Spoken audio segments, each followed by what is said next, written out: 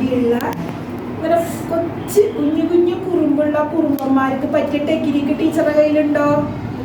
ഉണ്ടോ? എന്നിട്ട് ഇപ്പൊ പഠിക്കാൻ ഇഷ്ടമായി തുടങ്ങിയോ? നന്നായി വായിച്ച് പഠിക്കണ്ടോ? ക്ലാസ്സിൽ എപ്പോഴും ഫസ്റ്റ് കിട്ടുണ്ടോ?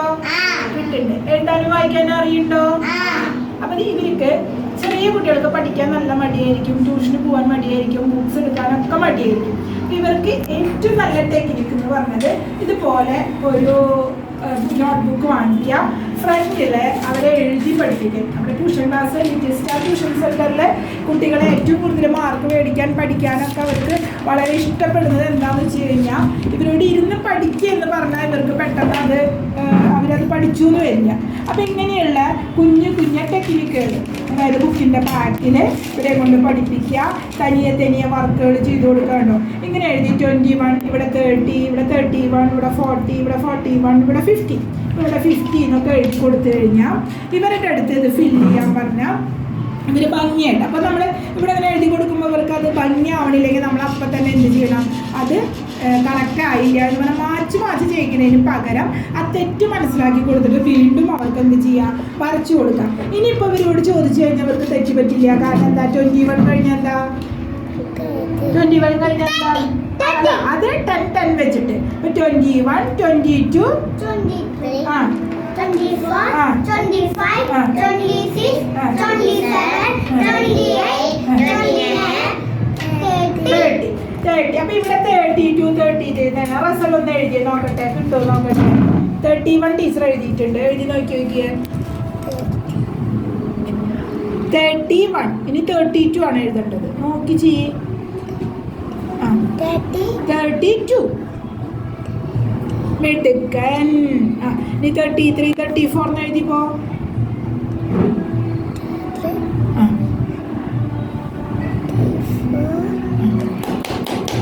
അപ്പൊ ഇങ്ങനെ ഇവർക്ക് ഒരു ചെടീനെ കുറിച്ചാണ് പറയണമെന്നുണ്ടെങ്കിൽ ഇവരെ കൊണ്ട് ഒരു ചെടി വരപ്പിക്കുക. ഞാൻ അങ്ങനെയാണ് ചെയ്യിപ്പിക്കാറല്ലേ. ഒരു ഭംഗിയുള്ള ചെടി ഇവരോട് വരയ്ക്കാൻ പറയാം. അത് നമ്മൾ പെട്ടെന്ന് അത് നല്ല ഭംഗിയിലൊന്നും വരയ്ക്കേണ്ട, അവർക്ക് അറിയുന്ന രീതിയിൽ വരയ്ക്കാൻ പറയാം.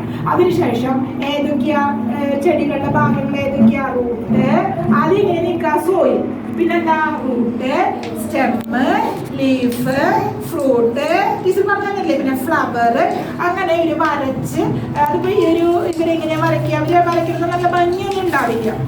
അപ്പൊ നമുക്ക് വേണ്ടത് കുറച്ച് ക്ഷമയാണ്. കണ്ടോ, ഇങ്ങനെ വരച്ച് ഇവര് പഠിച്ച് ഇവര് എഴുതി വരുമ്പോ എന്താവും, ഇവർക്ക് അത് ഓർമ്മ നിൽക്കും. അങ്ങനെ ഇവരെ കൊണ്ട് പഠിപ്പിക്കുക. ചെറിയ ശരികൾ വരുമ്പോൾ എന്ത് ചെയ്യുക, അവരെ നന്നായിട്ട് അപ്രിഷ്യേറ്റ് ചെയ്യുക അല്ലെ. തെറ്റുമ്പോൾ അവരെ ചീത്ത പറയുന്നതിന് പകരം അത് മനസ്സിലാക്കി കൊടുത്ത് അവരെ അപ്രിഷ്യേറ്റ് ചെയ്യുക. കുഞ്ഞ് എപ്പോഴും സമ്മാനം കൊടുക്കുകയല്ല, എല്ലാം ശരിയാക്കി കഴിയുമ്പോൾ ഒരു മിഠായി കൊടുക്കുക. അങ്ങനെ ഒരു പ്രത്യേക രീതിയിലാണ് ഇവർക്ക് അത്യാവശ്യം LKG അല്ലെ, LKG തൊട്ടിട്ട് അല്ലെ, വെക്കേഷൻ UKG 1ാം ക്ലാസ്. അപ്പൊ ഇവരിവിടെ വരുമ്പോ നല്ല അത്യാവശ്യം മടിയായിരുന്നു ഇവർക്ക്. ഇപ്പൊ അവർക്ക് അത്യാവശ്യം സ്വരാക്ഷരങ്ങൾ അറിയാം. പിന്നെ ഏതൊക്കെയാ സ്വരാക്ഷരങ്ങള്, വ്യഞ്ജനാക്ഷരങ്ങള്, ചില്ലക്ഷരങ്ങള്, കൂട്ടക്ഷരങ്ങള്, ചിഹ്നങ്ങൾ എങ്ങനെയാ,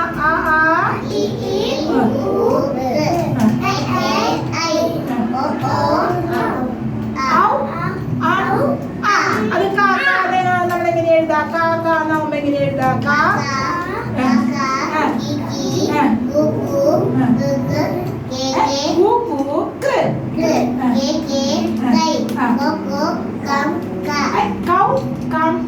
അത് എഴുതാൻ കിട്ടോ, ആർക്ക് എഴുതാൻ കിട്ടാ, എത്ര പേർക്ക് എഴുതാൻ കിട്ടോ, കിട്ടോ.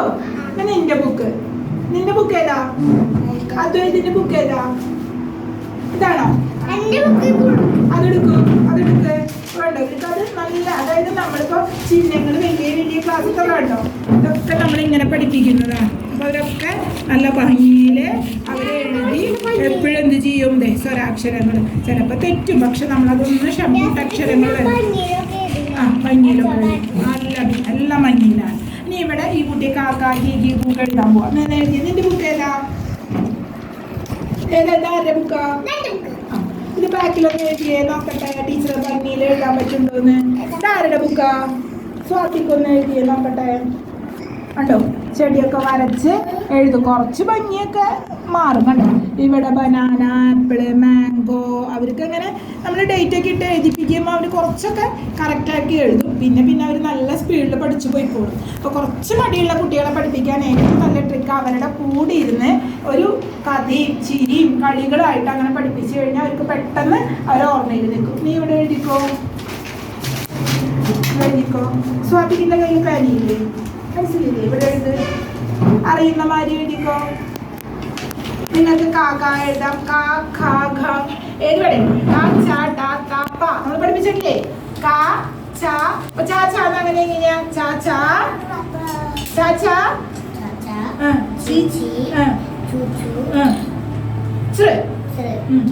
പിന്നെ എങ്ങനെയാ. ചേ ചേ ചൗ ചം ചം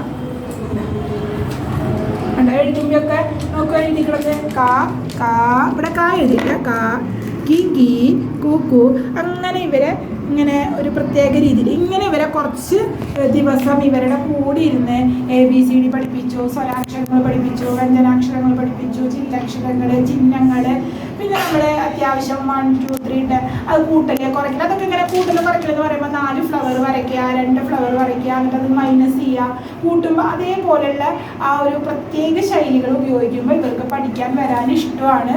അവർ പഠിക്കുകയും ചെയ്യും. അവരവരെ സ്കൂളിൽ എടുക്കുന്ന കാര്യങ്ങളിൽ അവർക്ക്. നിനക്ക് ഫുള്ളല്ലേ ഇന്നും കിട്ടാറ്? അദ്വൈതിന് ഫുള്ളാണോ?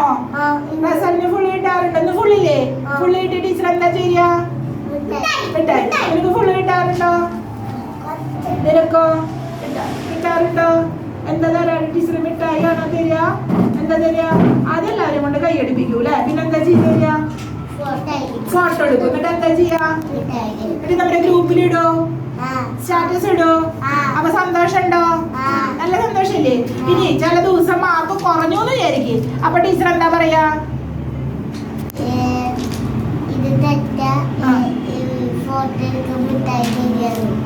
അപ്പൊ മിഠായില് അടുത്ത പ്രാവശ്യം എല്ലാം പാസ്സാവുമ്പോ വിടാം. അപ്പൊ ജയിച്ചാ മിഠായി മേടിക്കാൻ അവൾ തയ്യാറാണ്. തോൽവി ആണെങ്കിൽ അടുത്ത പ്രാവശ്യം ടീച്ചർ അതിന് തെറ്റാണ്, ഞങ്ങൾ അടുത്ത പ്രാവശ്യം ഭംഗിയാക്കാം. അതായത് തോൽവിനെ സ്വീകരിക്കാനും വിജയത്തിനെ സ്വീകരിക്കാനും ഇപ്പൊ തന്നെ ഇവരെ പഠിപ്പിച്ചു പോവാം. Okay, thank you.